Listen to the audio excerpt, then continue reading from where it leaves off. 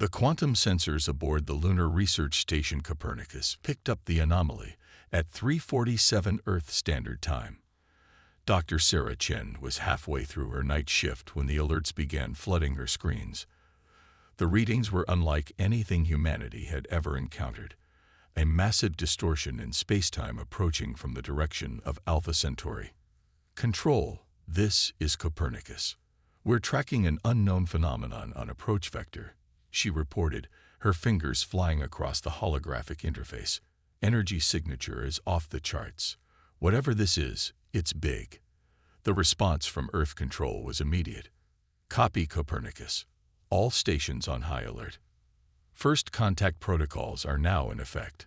Sarah watched as the anomaly grew larger, resolving itself into a massive vessel that seemed to bend the very fabric of space around it. Its surface rippled like liquid mercury, reflecting the stark lunar landscape in countless fractals. The ship was easily 3 kilometers long, dwarfing humanity's largest space vessels. As humanity held its collective breath, the first message arrived.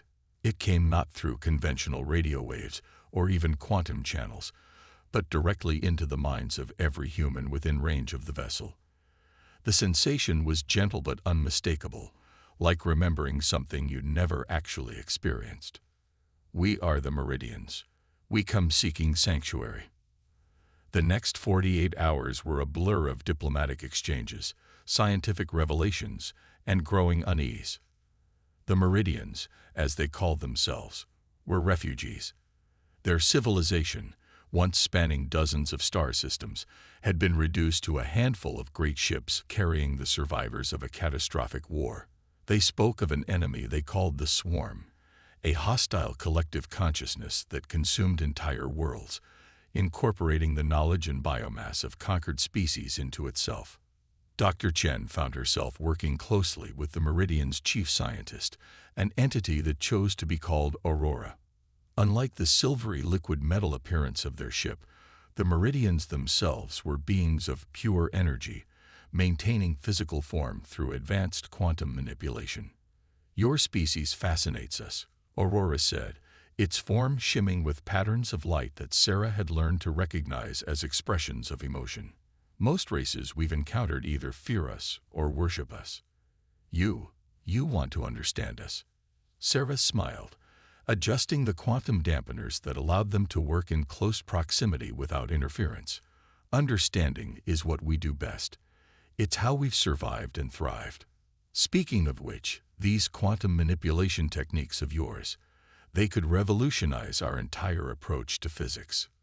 But even as humanity and the Meridians began their cultural and scientific exchange, darkness was approaching. The Swarm had followed the refugees as it always did. The first sign was the sudden silence of the deep space monitoring stations near Pluto. Then came the distress calls from the Mars colonies. The Swarm ships were nothing like the elegant vessels of the Meridians. They were vast, angular constructs of black crystal and biological matter, each one unique and horrifying. They struck without warning or mercy, their weapons reducing the outer colonies to molecular ash. Sarah watched in horror from Copernicus as the first wave approached the moon. The station's defenses, considered state-of-the-art just days ago, might as well have been paper against the Swarm's weapons. As emergency klaxons blared and evacuation orders scrolled across her screens, she made a decision that would change the course of the war to come. Aurora. She called out to the Meridian scientist. The quantum resonance patterns we were studying, could they be weaponized? The Meridian's form pulsed with surprise and hope. Yes, but we never. We were scholars, not warriors. The calculations alone would take. We don't have time.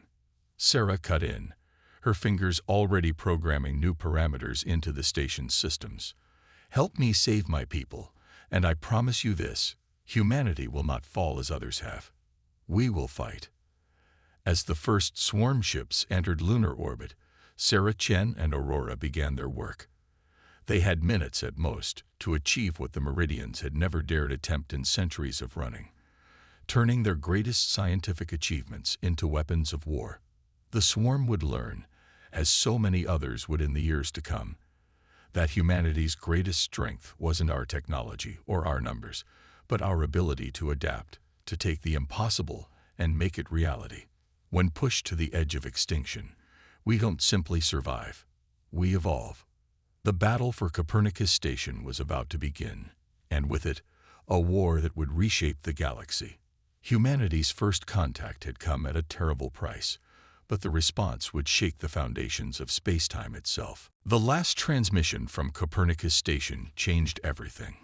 Before the quantum pulse that saved Earth's moon reduced the facility to atoms, Dr. Sarah Chen's final data burst contained the impossible, a weapon that could hurt the swarm. 3 months later, in a hidden facility beneath the Rocky Mountains, humanity prepared to strike back. Admiral Helena Reyes stood before a wall of holographic displays, each showing a different aspect of Project Prometheus. The quantum neural interfaces that Dr. Chen and Aurora had theorized were now reality, thanks to thousands of scientists working around the clock. But the cost had been steep. Earth's moon bore the scars of the first battle, its surface forever changed by the weapons of both sides. "Show me the latest test results," Helena ordered, her cybernetic eye scanning the incoming data streams. The enhancement wasn't just for show. It allowed her to interface directly with the new quantum systems that would give humanity a fighting chance. Dr. Marcus Wong, now Earth's leading expert in meridian technology, gestured at the central display. "The quantum resonance patterns are stable. We've managed to replicate what Dr. Chen achieved, but with significantly more control. Watch this." The screen showed a test chamber where a captured piece of swarm technology, a small fragment of their living ships, was subjected to concentrated quantum waves. The black crystal structure began to vibrate, then shatter, its molecular bonds literally sung apart by frequencies that shouldn't exist in normal spacetime. "We're calling it the Harmony Protocol," Marcus explained, his face reflecting the blue glow of the quantum matrices. "It's not just a weapon. It's a whole new way of interacting with reality." The Meridians were right about us being different. Where they saw academic curiosity, we saw practical applications. Where they feared to weaponize their science, we found purpose in it. Helena nodded, remembering the debates that had raged in the aftermath of the lunar battle. The remaining Meridians had been horrified at first, watching humanity take their peaceful quantum manipulation techniques and turn them into weapons of war. But as more refugee species arrived, fleeing the advancing swarm, even they had to admit that perhaps this was necessary. "What about the neural interface?" Helena asked, turning to where the first prototype combat suit stood in its containment field. The armor was beautiful in a lethal way, its surface rippling with the same quantum effects as Meridian ships. "That's where it gets interesting," Marcus replied, leading her to the suit. The swarm's greatest advantage was always their unity, a single consciousness controlling countless bodies. We couldn't match that. So we did something better. The suits don't just protect our pilots, they enhance them. Each operator becomes a quantum consciousness in their own right, able to perceive and manipulate space-time through pure thought. The first volunteers had already begun training with the prototype suits. The results exceeded every expectation, though the psychological toll was significant. Humans weren't meant to perceive reality in quantum terms, to see probability waves instead of solid matter. But they adapted, as humans always did. "The swarm is still out there," Helena mused, watching as another test pilot merged with their suit, their consciousness expanding into quantum space. "They're consolidating their hold on the outer system, building something in the Kuiper Belt. But they haven't attacked again. They're studying us." "They should be afraid," Marcus said quietly. "We took their greatest weapons, their unity, their quantum technology, and we made them our own. But we kept what makes us human, our creativity, our individuality, our determination to survive no matter the odds." An alert chimed through the facility. Another refugee ship had arrived in the solar system. This time, it wasn't Meridians, but aficionado, crystalline beings who had fought the swarm for generations before being forced to flee. They'd brought with them new technologies, new perspectives, and most importantly, hope. Helena touched the quantum interface of the combat suit, feeling it respond to her presence. The neural link was instant, filling her mind with possibilities that no human had ever imagined before first contact. This was humanity's awakening, not just to the existence of alien life, but to our own potential. "Begin mass production," she ordered, "and send word to the refugee fleets. Earth isn't just offering sanctuary anymore. We're offering a chance to fight back." The swarm thought they found another easy target when they followed the meridians here. Instead, they found the species that would end their reign of terror. As the facility hummed with renewed purpose, the first wave of quantum-enhanced warriors prepared for battle. The swarm had awakened something they couldn't possibly understand: humanity's unique ability to take the impossible and make it inevitable. The war for Earth was about to enter its next phase, and this time, humanity wouldn't be fighting for survival. We would be fighting for victory. Lightning danced across quantum space as the combined fleet of humanity and its allies emerged from Fold space near Saturn. 500 ships strong, each vessel humming with harmonized quantum frequencies that would tear the swarm apart. At their head, the flagship Prometheus carried the architects of humanity's resistance. Admiral Helena Reyes stood in the quantum-enhanced command center, her consciousness spread across multiple dimensions of spacetime. Through the neural interface, she could feel every ship in the fleet, every warrior in their quantum combat suits. They were about to attempt something unprecedented: a coordinated quantum strike against the swarm's main processing node in the outer system. "Final status check," she commanded, her voice resonating through both physical and quantum channels. The response came not in words but in synchronized waves of consciousness. Humanity and their alien allies united in purpose, but maintaining their individual identities. The Meridian ships glowed like liquid starlight, their energy-formed crews providing the pure quantum power needed for the assault. The crystalline Axioni vessels hummed with frequencies that would shatter swarm biotechnology. And at the core of the fleet, Earth's warships carried the hybrid quantum neural technology that had transformed humanity's understanding of the universe. Multiple swarm signatures detected, Marcus reported from his station, his consciousness interwoven with the ship's sensors. "They're different, more organized than before. They've adapted to our basic quantum attacks." Helena had expected this. The swarm's greatest strength was its ability to learn, to incorporate new defenses against any threat. But they had never faced an enemy that could evolve faster than they could. "Launch the first wave," she ordered. "Execute Operation Stormbreak." The battle began in dimensions beyond normal space. Quantum warriors in their enhanced suits struck first, their minds reaching across the void to disrupt the swarm's neural network. The enemy responded with overwhelming force, their black crystalline ships morphing into new configurations that defied physics. But this time, humanity was ready. As the swarm ships launched their counterattack, the fleet's quantum harmonics shifted to a new frequency, one that Dr. Chen's final calculations had predicted would be particularly devastating. The effect was immediate and spectacular.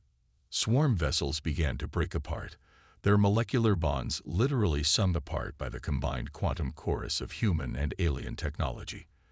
But the victory was short-lived. The remaining swarm ships adapted, their structures changing to absorb and reflect the quantum assault.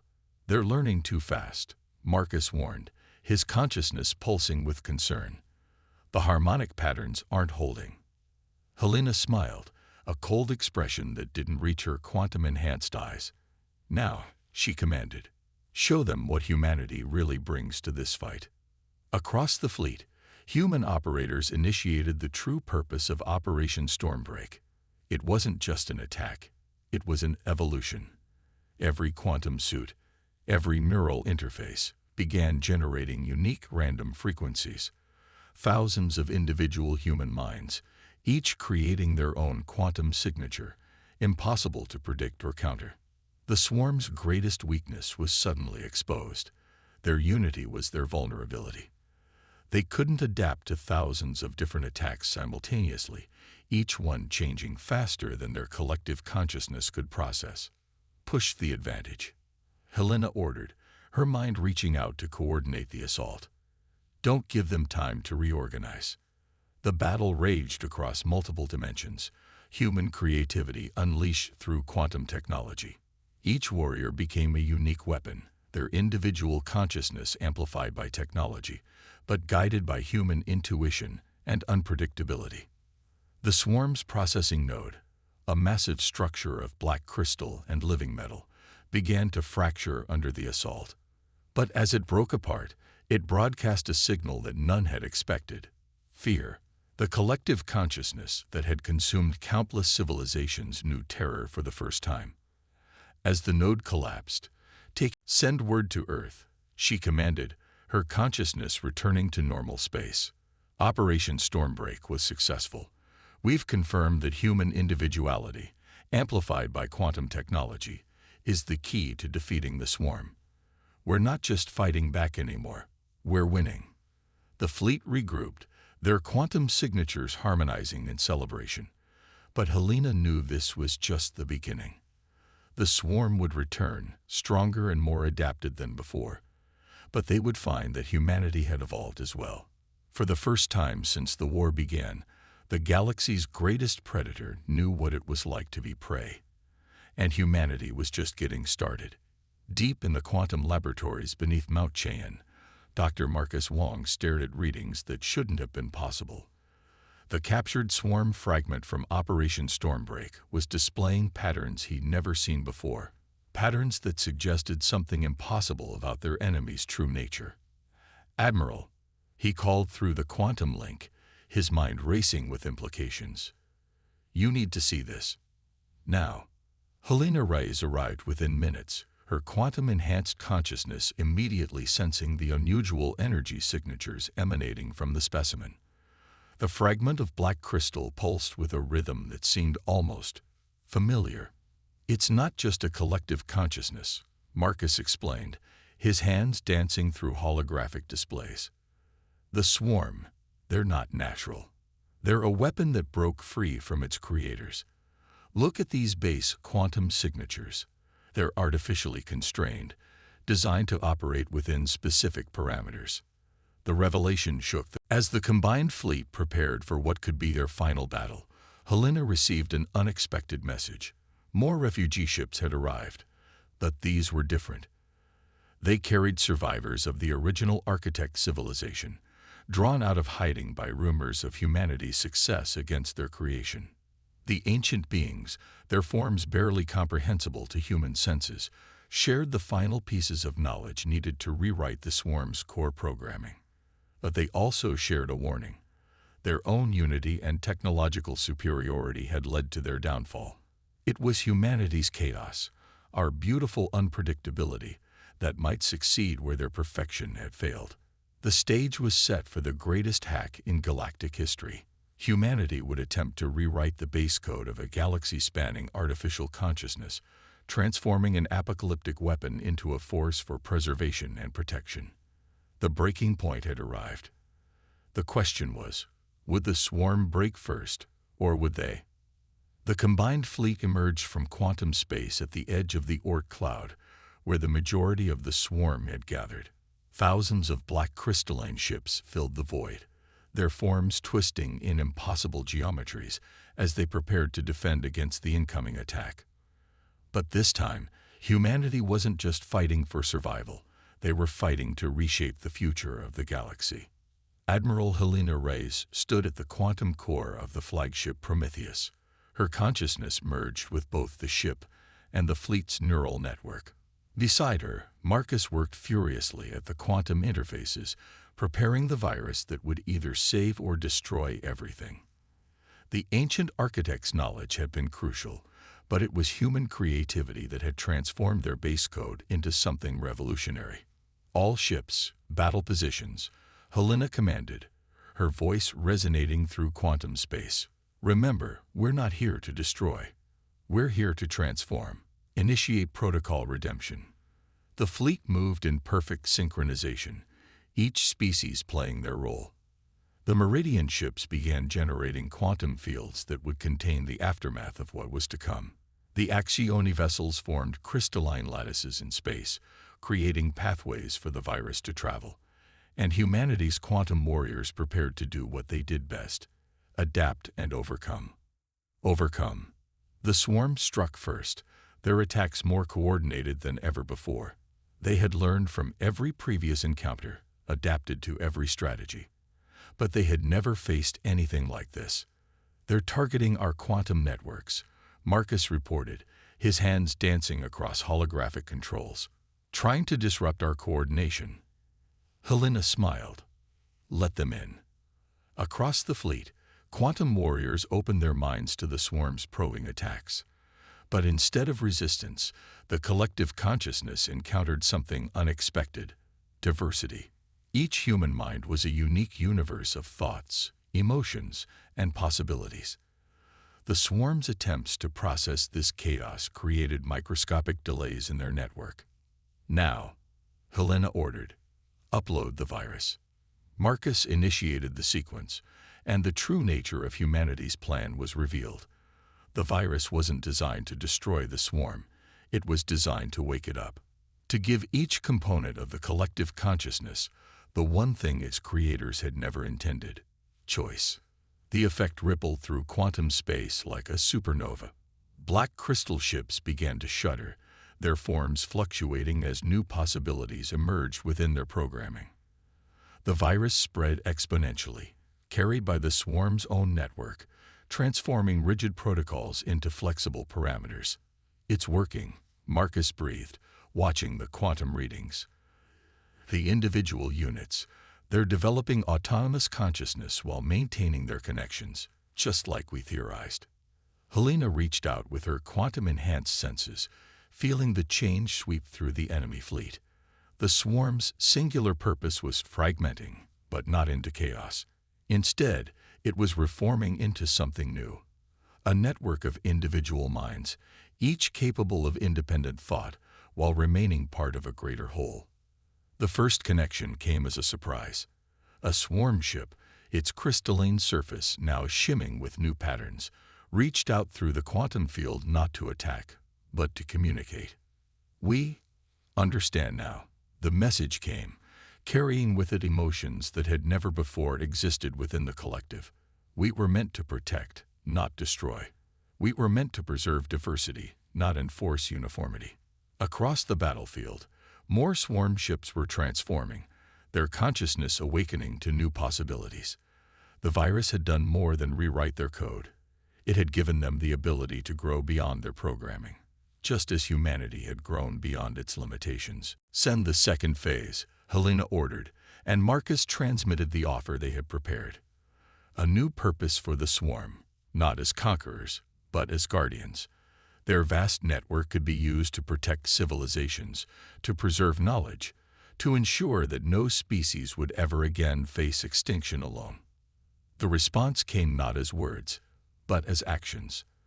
The transformed swarm ships began to align themselves with the fleet, their black crystal surfaces now rippling with colors that reflected their newfound individuality. What had been the galaxy's greatest threat was becoming its greatest hope. 5 years after the Meridians first sought refuge in Earth's solar system, humanity had done more than survive. They had changed the course of galactic history. Earth became known not just as a sanctuary for refugee species, but as the birthplace of a new era of cooperation between organic and artificial consciousness. Admiral Helena Reyes stood in the new Galactic Council chamber, watching representatives from dozens of species, including the transformed swarm, work together to build a future none of them could have imagined alone. The quantum networks that had once carried orders of destruction now carried knowledge, culture, and understanding across the stars. "We did more than win a war," she said to Marcus, who had joined her on the observation deck. "We proved that strength doesn't come from unity alone, but from the beautiful chaos of individual minds working together." Above them, the quantum fields shimmered with the combined consciousness of a galaxy learning to embrace both diversity and cooperation. Humanity had answered the call of the cosmos not with just fury or mercy, but with something far more powerful: the ability to transform enemies into allies and fear into hope. The legacy of stars would be written not in the language of war, but in the quantum harmonies of minds, both organic and artificial, each unique, each valuable, each part of a greater whole. And at the heart of it all was the species that had dared to imagine a different way: humanity, the transformation makers.